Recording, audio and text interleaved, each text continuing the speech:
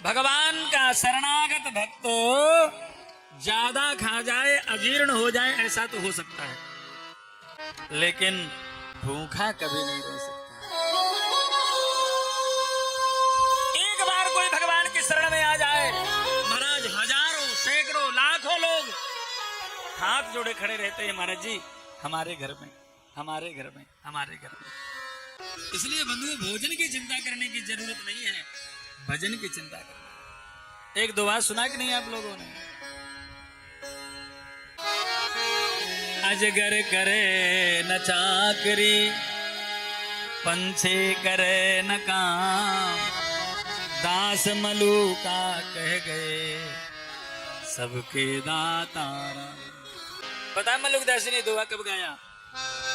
मलूक दासी के गांव में ऐसी कथा हो रही थी जैसे यहाँ हो रही है, और जैसे हम कह रहे हैं ना कि भोजन की चिंता करने की जरूरत नहीं है, ऐसे ही वहां पर व्यास जी कह रहे थे। मलूक दास जी भी कथा में बैठे थे। जब व्यास जी ने ऐसा कहा तो उन्होंने खड़े होकर के कहा व्यास जी से कि क्या भगवान खिलाने आ जाएंगे? आजकल कई बार लोग ऐसा कहते हैं कि क्या भगवान खिलाने आ जाएंगे।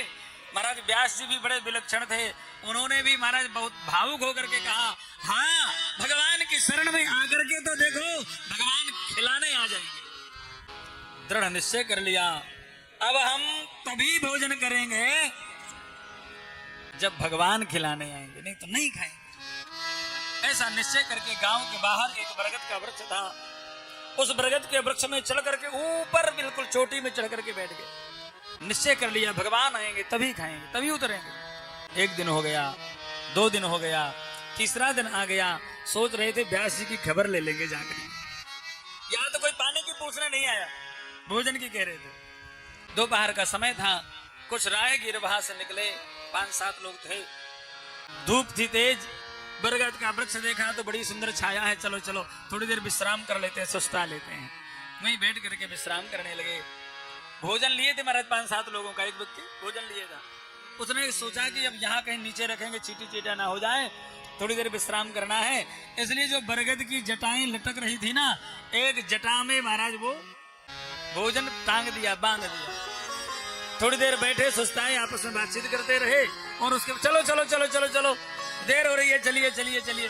सब लोग महाराज उठ करके चले गए और भोजन खोलना भूल गए। हमारे ओम जी जैसे रहे होंगे कोई साथ में, महाभुलक भूल गए महाराज। ऐसे कोई भुलक कर रहा होगा, महाराज भूल गए, चले गए सब। रात हो गई। रात में कुछ चोरों ने चोरी की, चोरी करके आए, उसी बरगद के वृक्ष के नीचे जाकर के बंटवारा करने लगे जो धन था। बंटवारा करते करते एक चोर ने कहा कि भैया देखो, बंटवारा बाद में कर लेंगे, अभी भूख लगी है, बड़ी तेजी से कहीं भोजन की व्यवस्था करो।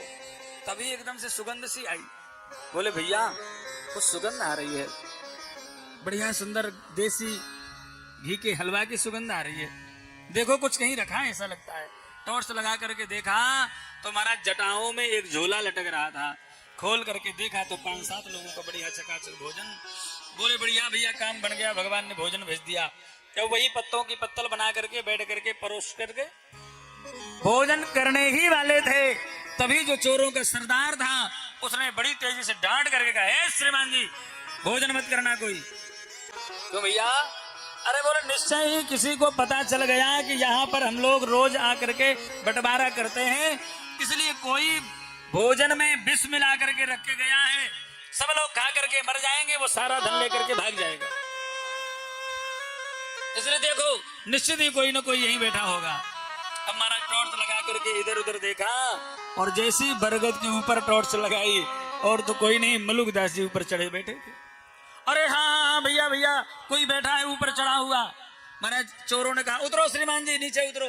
नहीं उतरूंगा, जब भगवान आएंगे तभी उतरूंगा। हाँ बोले आओ, अभी तुम्हें भगवान के पास भेजते हैं, आइए। नहीं उतरे तो जबरदस्ती चोरों ने मलूक दास जी को उतार लिया और कहा ये भोजन खाओ।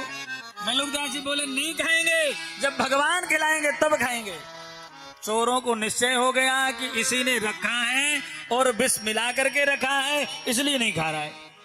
अब तो मलूक दास जी को धड़ाम से पटक दिया गया, उनकी छाती पे चढ़ करके एक व्यक्ति बैठ गया दो लोगों ने हाथ पकड़ लिए, दो लोगों ने पैर पकड़ लिए, और जितना 5-7 लोगों का भोजन था वो महाराज ठूस ठूस करके जबरदस्ती मलुकदास जी के मुख में ठूस करके महाराज खिला दिया। खिला करके चोर तो चले गए, लेकिन मलुकदास जी के नेत्र सजल हो गए।